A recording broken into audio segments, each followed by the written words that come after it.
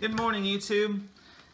Today I wanted to take a couple moments, to talk about finishing touches on a project.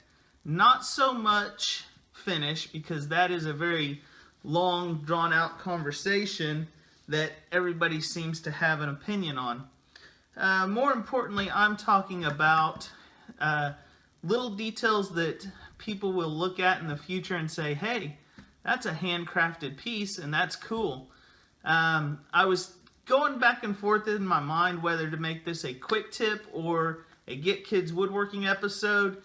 In the end, I decided I'm going to make it Get Kids Woodworking number 14.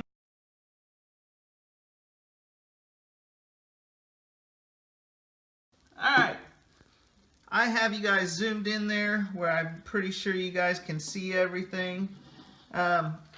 Let's talk about options. If you have a router, you could take a router and you could clamp this down and round over all the edges and make it look nice. But in my mind, on a lot of projects, that's overkill, especially if you are not in a production environment. A couple tools I like to use. The first one is a Stanley 12101. This little block plane I picked up several years ago, and at first it just sat there and I didn't really use it much. It wasn't until later that I realized how useful this little tool could be.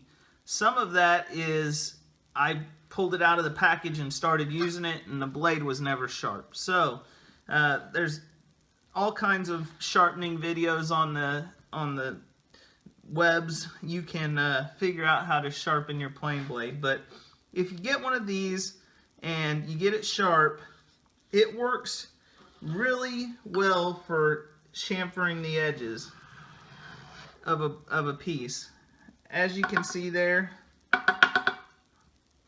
it just takes these real little wispy shavings right off the corner, hold it at a 45-degree angle, and it just leaves a nice little edge. It does come with its limitations though. It works great for longer runs where you can, you know, get to it. But when you get in a tight spot or for cutting end grain, I don't care for this plane for cutting end grain, and I haven't figured out why it doesn't work that well. It struggles with it. So if you're working the end grain, I prefer a chisel, and it's very easy to hold your chisel at a 45-degree angle, keeping the back of the blade flat on the piece, and just lightly chamfering the edge. Now, I know there are probably some people out there saying, well, but a chisel's sharp and you don't have your workpiece clamped down, and you know, all that stuff. Well, I have 3 sons. They're 14, 10, and 6, and all of them know how to do this.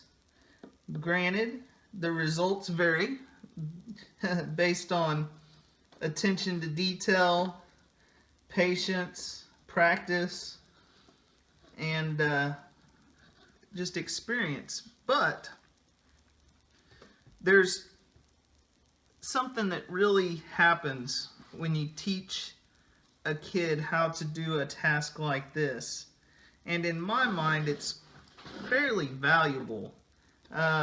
It teaches tool control. You know, as long as you have a good hold of the chisel, I like to use my thumb to guide it.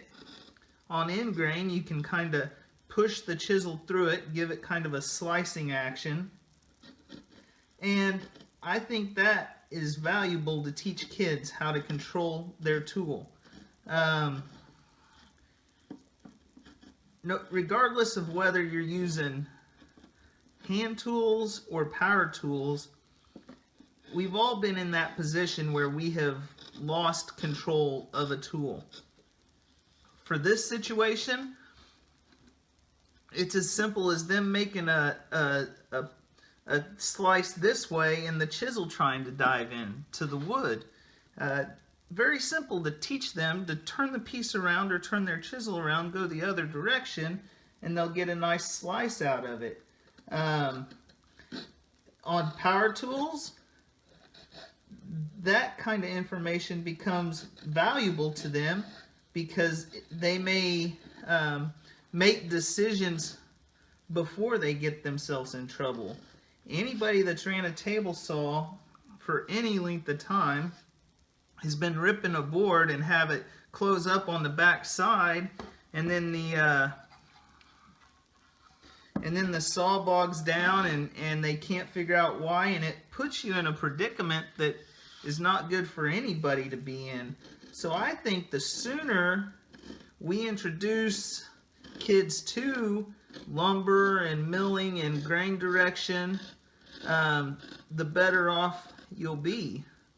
And that is partially why I get my kids in the shop doing this kind of stuff.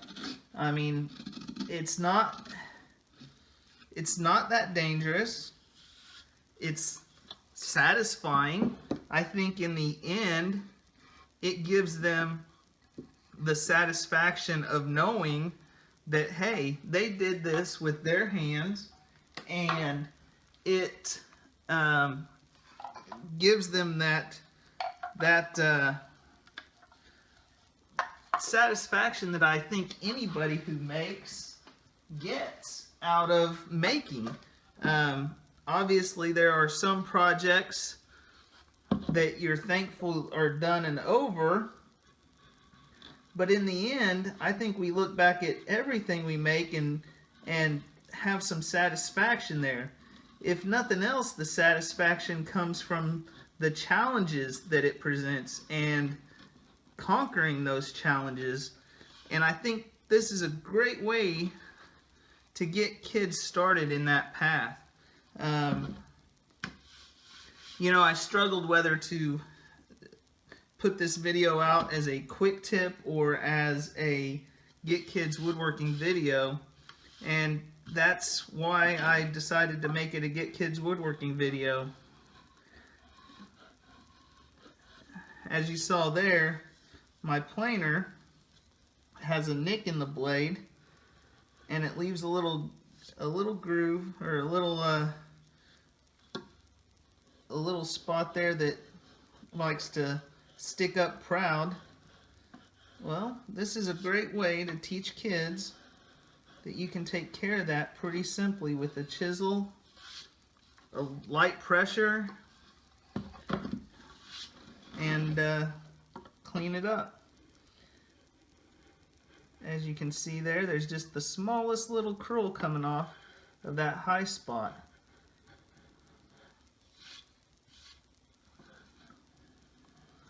And I think that's the kind of stuff that kids benefit from in the future. So, anyways, that's all I have. I hope you found this helpful. If you haven't tried using a couple of these tools in your own woodworking, I would suggest it. You know, if you're a power tool user and